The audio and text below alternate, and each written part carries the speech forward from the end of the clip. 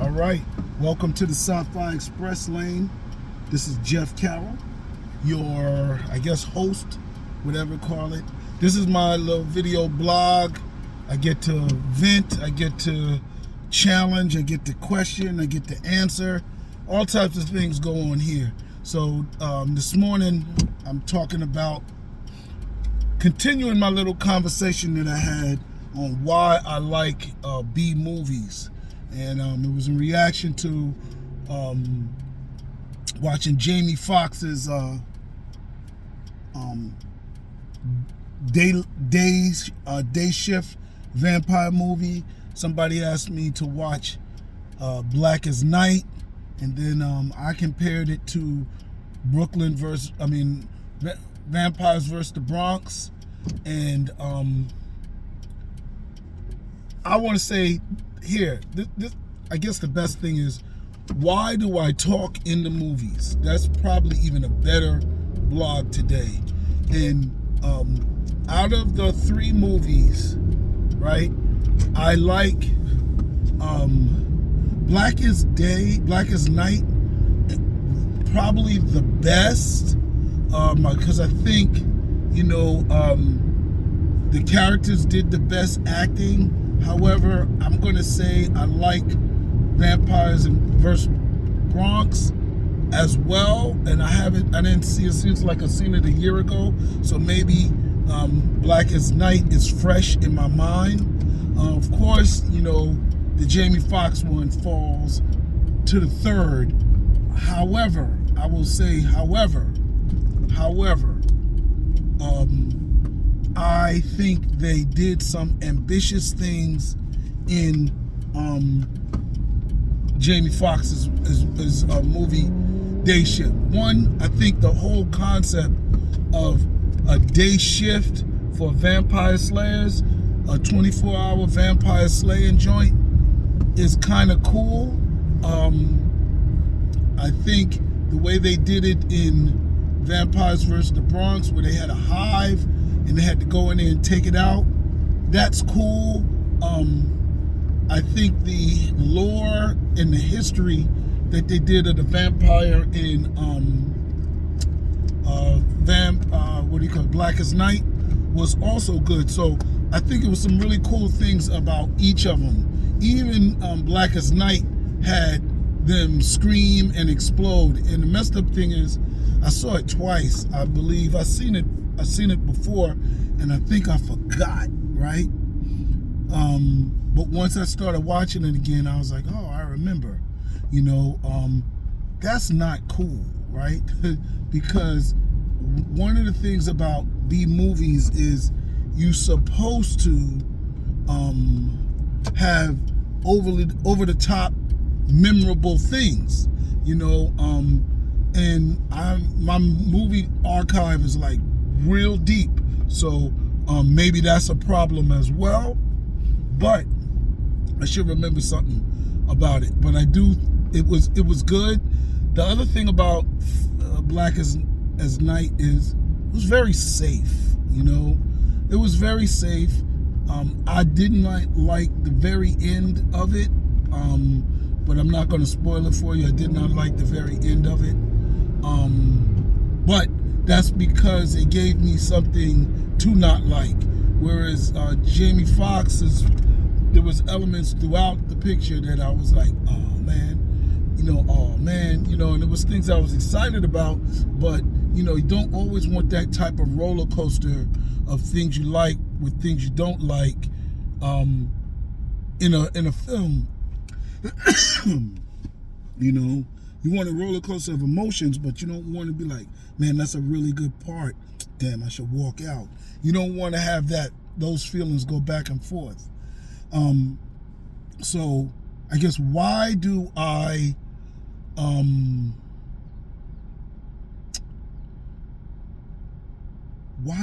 talk in the movies?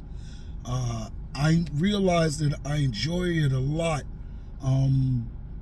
when I was watching Day Shift. My son was in town and we watched it together as a family, and there were elements of it that just were funny, that stuck out. That was like, oh my God, they really trying to do this. Oh, she got up. Look at her. Get the fuck out of here. You know what I'm saying? And you can't really, you can enjoy a movie, but it takes the enjoyment to the next level. Now, there are a lot of people, strangers and so forth, that make me laugh in the movies. But when I watch movies by myself, I don't talk to myself, And even the things that if I did say, they're things that I'm already thinking of. But when you watch a movie in the theater and other people are talking, oh man, it's hilarious, because now you're getting an extra joke. And now I talk about, I know I've said this in a blog before, but that's definitely something that B movies need, and their goal is for you to get reactions, for you to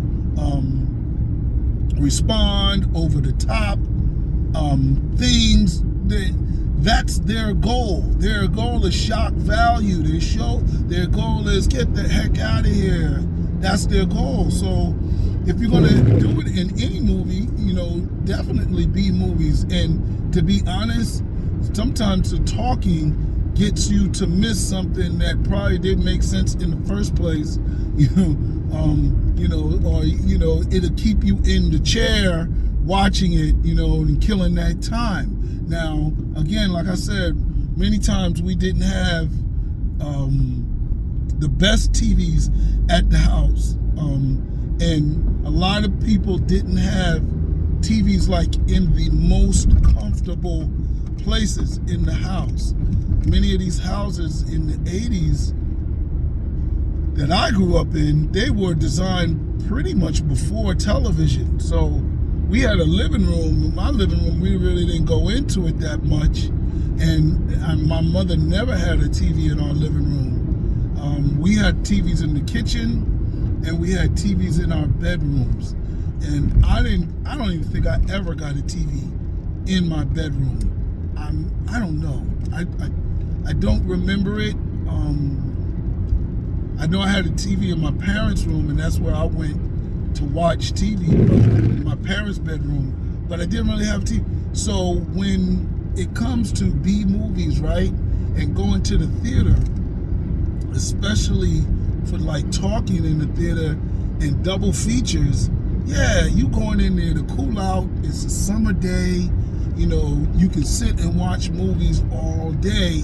Now it doesn't, you could do that at your house. You got big screen, you got surround sound, you got 1,000 cable channels, so you don't really see how powerful it was, especially for something like a B movie, to be up there and, something that, your friends is talking, you might have to say, hey, be quiet, whatever.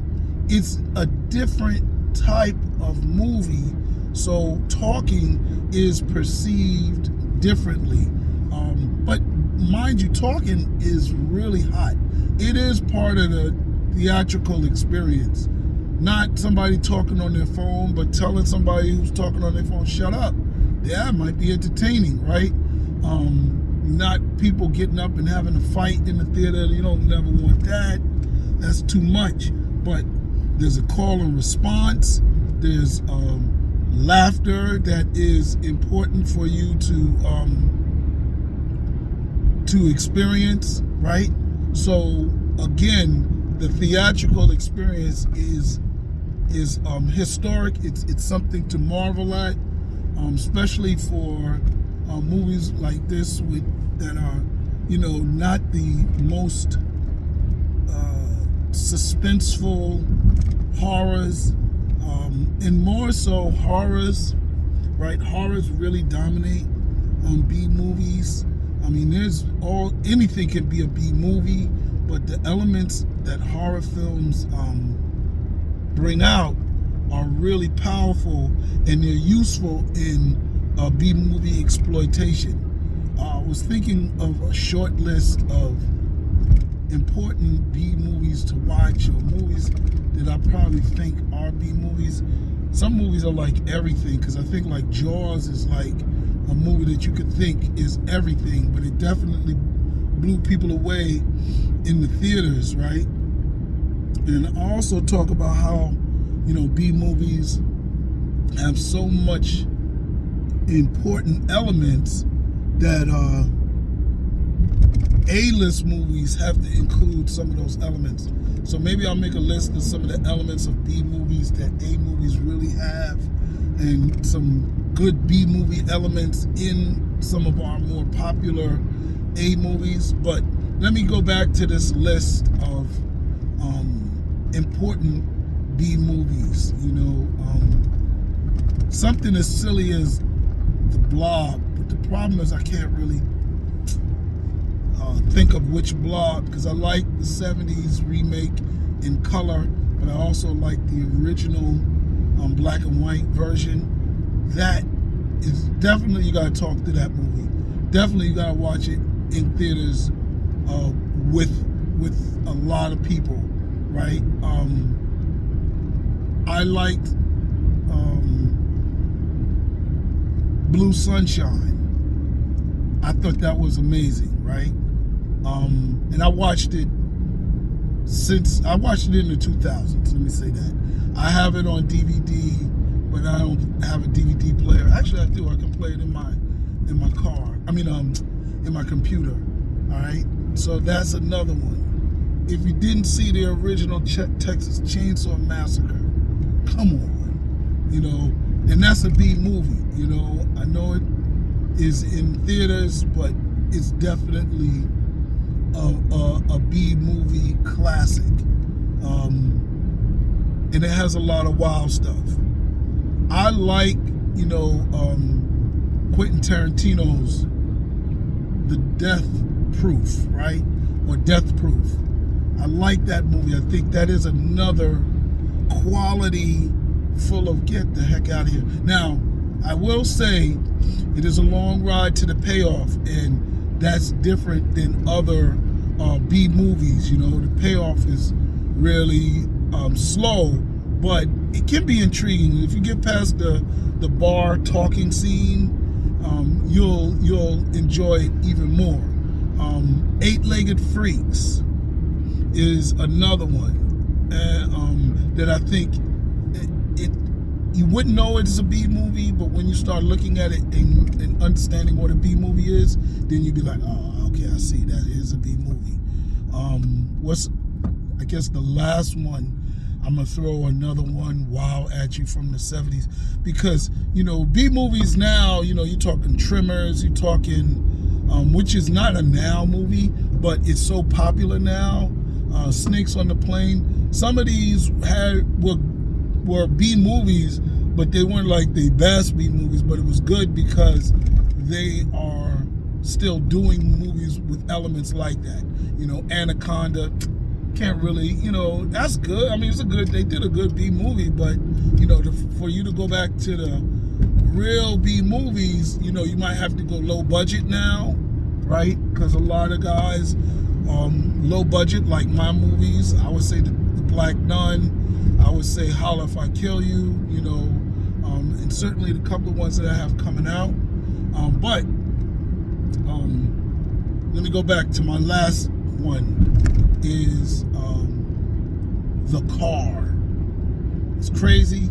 It's just The Car. Trust me, it's a wild concept. It's over-the-top action. You're going to have to talk in the movie. All of that. And you'll enjoy it. So let me recap. I know I'm not going to remember. The Blob. Blue Sunshine. What else did I say? Of course, The Car. Texas Chainsaw Massacre.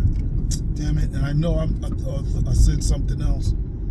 I can't remember it because I was saying all these other ones that you might, that get compared. But anyway, those movies, knock those out, right? Knock those out. Enjoy. Oh, Death Proof. All right. So you had Death Proof. You had The Car. You have a Texas Chainsaw Massacre. You have Blue Sunshine, and now I forgot the other one. But that's because I'm old. Anyway, I will put them in the list underneath the video so you can remember. Anyway, like, subscribe, share, or it was the blob. Like, subscribe, share, comment this video. Tell me which B movie you think is really good and exploits the elements of a B movie. All right, see you later. Peace.